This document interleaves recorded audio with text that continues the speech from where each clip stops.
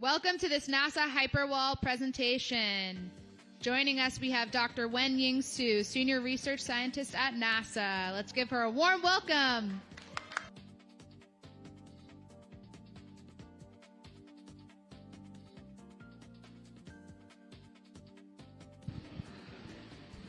Hello. Hey, good morning. Thanks for coming. And today I'm going to present our SERVIR project.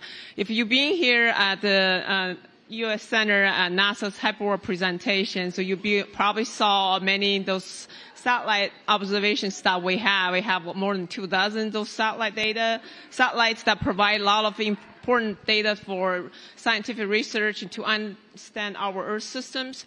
But we also have projects try to go the last mile, basically to take those data that can be accessible, useful for people that in the places that who normally don't really have access to data. So this is the project that we have a collaboration with between NASA and U.S. Agency for International Development. The SERVIR is actually not an acronym for change. It's actually in Spanish means to serve. So we want those space-based Earth observation data to serve local communities from different scales, from regional to down to the village scales. So that's the idea of this SERVIR project.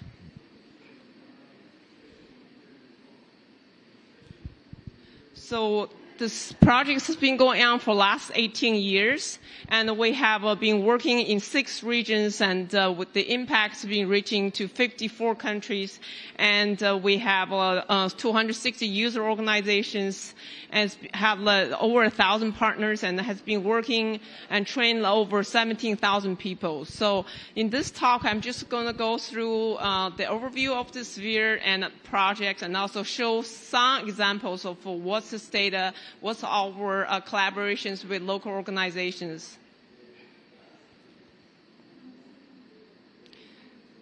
So this is the SERVIR is a global network of leading regional and knowledge centers. Here I'm showing some of those local distributions, where all those centers are. So many of you know that USAID and NASA headquarters are in Washington, D.C. area, and also this program coordination office is running out of NASA's Marshall Space Flight Center is actually in Huntsville, Alabama. And we have 4 regional centers. So the first one that's the Amazon. It's focusing on biodiversity research and also on the tropical agriculture research. And the next one is the West Africa. This is the research center for crop research, focusing on the semi-arid areas. And then the next one is the Hindu Kush Himalayan Center. This one is focusing on the mountain development. The other one is in Thailand. That's the Asian Disaster Preparedness Center. So those are the center regional center that we work closely with. And this activity is built on the networks of collaborations besides the collaborations between NASA and USAID. We also collab with other U.S. governments, and then these projects are really a collaboration between government and the local communities, and also the universities. So, like I mentioned, now we have many projects. In today's talk, I'm just going to showcase a few projects we run through the SERVIR from different knowledge hubs. This is the one that. So we've been working with the farmers in Kenya for many years. I guess in Kenya there's a lot of droughts, so the farmers constantly facing this, the food insecurity. But they are really covered by insurance company because the high cost for collecting data over those regions. So but we can use the satellite data to kind of detect how the crops are growing. So this is the image shows the satellite detected a metric called normalized difference vegetation index. So it's derived from the satellite. That's basic. This index has very direct correlation with the surface vegetation. For the surface who, like the bare soils, this index is close to 0. So those are shown in those kind of earth tone color, so there's no vegetation there. But as the vegetation growth and this index also increases for a region with very high dense and healthy vegetations, the index is close to 1. So with this satellite derived metrics, we actually can help determine where those the crops are healthy, where they are now. So, and then this information can be used to supply to the insurance company. So with this, so that's reduced the data collection cost. So and easier for the farmers to get insurance. So with the help of the satellite-based observation and this index, so within the last 5 years, the farmers, the insured increase from only from 900 to 1.5 million. So with this, with the help of this insurance, the farmers will get their full secure and have the security and also economic mobility.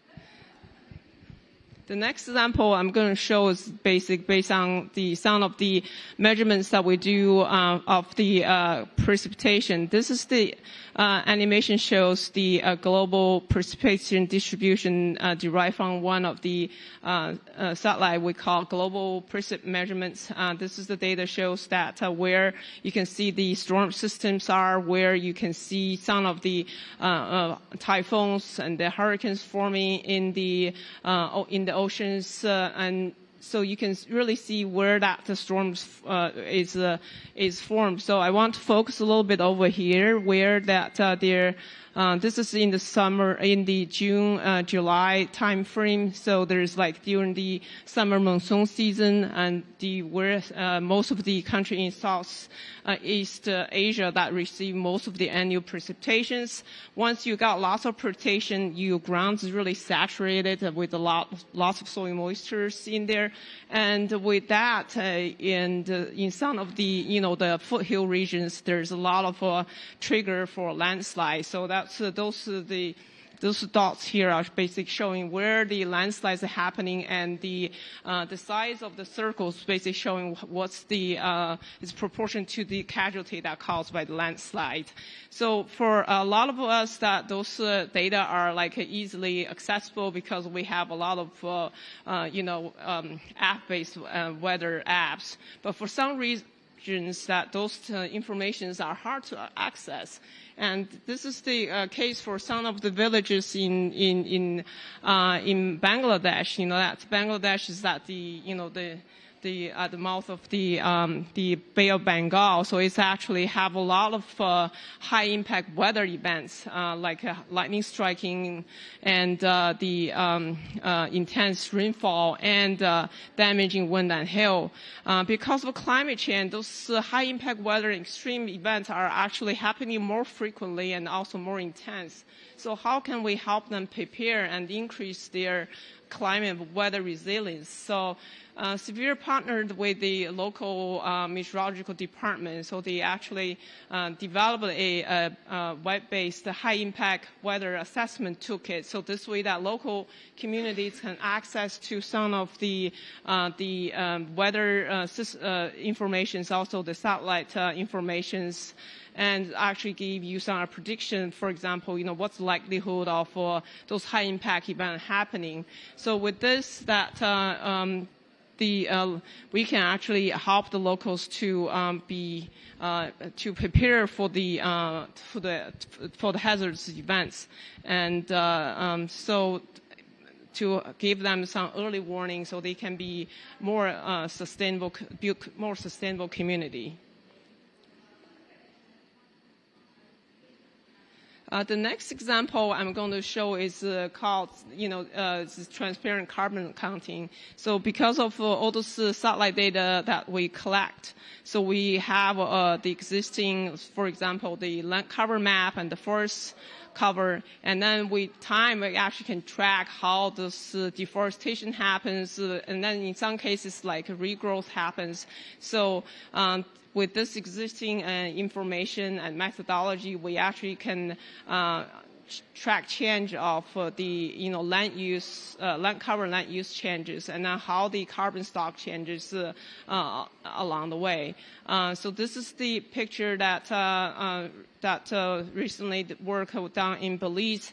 The SERVIR project from Amazon is collaborating with the Forest Service from Belize to basically do tracking the local forests and the land mass above ground biomass coverage. And so this information actually feed into the NDCs, and then how the agricultural, forest, and the other land use changes over the time, and then how can they update the map, and how can that be more accurate to feed into the NDC process.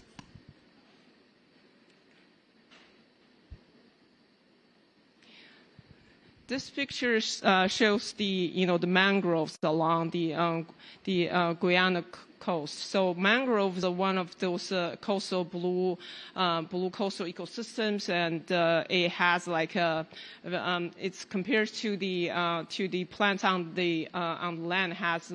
It probably absorbs like 10 times, up to 10 times more, sequester up to 10 times more carbon. So it's actually very important for the blue carbon ecosystem.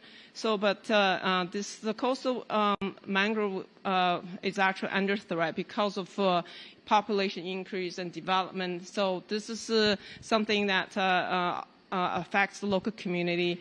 So this is the work that been working with the government there, and to sort of using the satellite image to kind of assess and managing how much the mangrove is there, and how much that's being kind of reduced because of increase of population and also the coastal development. So this actually can help the local community to plan and also to manage the mangrove resources there.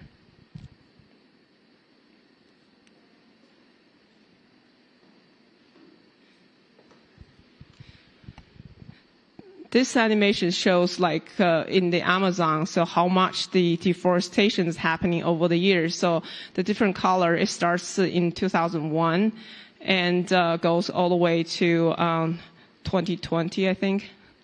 No, it's 2018, sorry. So this is, you can see that, different color shows how much the deforestation happening at a particular year. As you see from 2001 to 2018, lots of forest has been lost in the Amazon. So from the 50 years of landside data, then we can actually see how much that cumulatively the deforestation has happened. So the averagely it's about 17% the Amazon forest has been deforested so far. So that's a very striking number. So this is something that we can really see from the satellite data that actually can help the locals to understand where those happens, and then maybe that's where the intervention has to happen to prevent that further loss of the forest. So SERVIR is also committed to open data and open science. So all this work that we've done, collaborating with the local government, also with the universities that has been open, and that's anybody that needs the data and the code to perform this analysis is open to everyone. We've also been working with the indigenous group, and also to kind of bring them in, so to gather feedback and make those resources better suited for local needs and their experience. So with that, so basically, So this is the for that we work with the indigenous people that to gather data and make sure that those data are needed for the local needs. And so with that, I conclude. So basically, this is a collaboration between NASA and U.S. Agency for International Development, and also our regional partners. We support sustainable local-led climate resilience, and we also basically using NASA's data make those accessible for science and technology development and for international co-development. So these activities are built for to be demand-driven and socially inclusive, and to help the communities better adapt to climate change. Thank you.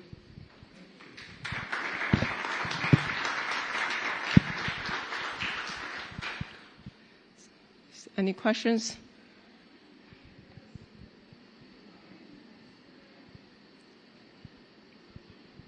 Please.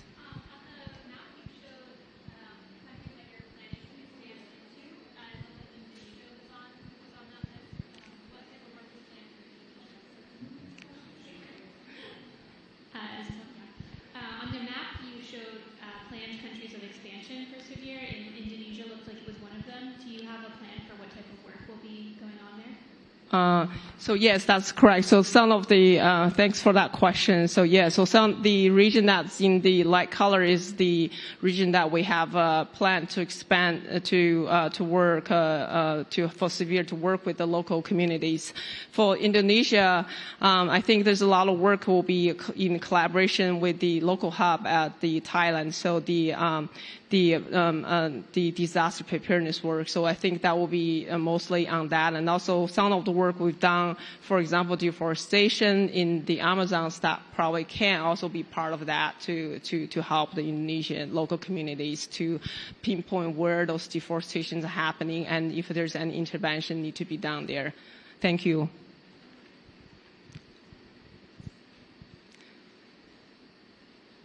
Chris. Very clear, no questions. Okay, well, no other questions. Let's please give Wenying another round of applause. Thank you.